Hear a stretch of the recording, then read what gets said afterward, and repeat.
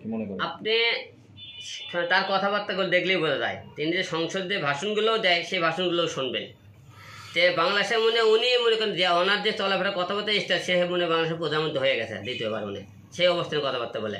কিন্তু আপনি যে আপনি যে সমস্ত টাইমে নিজ কথা বলা লাগবে সেই টাইমে তারা কথা বলে না, সেই টাইমে তাদের মুখ বন্ধ হয়ে যায় জবাব, সেই টাইমে তারা বোবা হয়ে যায়।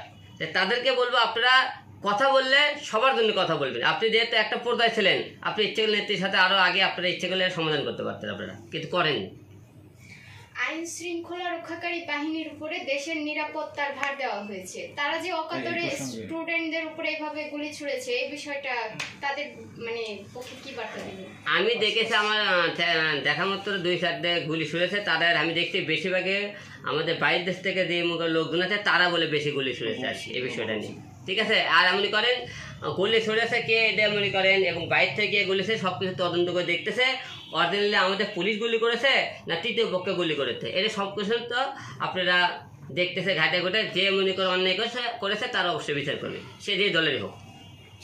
আচ্ছা আলম ভাই, আমরা বাংলাদেশের ইতিহাসে যে একটা ঘটনা দেখছি খুবই ন্যাক্কারজনক, সেটা হচ্ছে নরসিংদীতে যে কারাগার ভেঙে 806 জন কয়েদি যে পালালো, তাই সেখানে প্রশাসন অ্যাকশন নেয়নি কেন?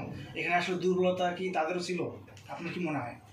এখন নরসিংদীতে যে আপনি কারাগার থেকে যে কয়েদিগুলো পালানোর বিষয়টা, এটা অবশ্যই তাদের দুর্বলতা থাকবে আছে, কারণ এতগুলো লোক মনে করেন ওখান থেকে যাওয়ার পরে আর কিছু কিছু বিষয়কে মানুষ দুর্বল হয়ে যায়।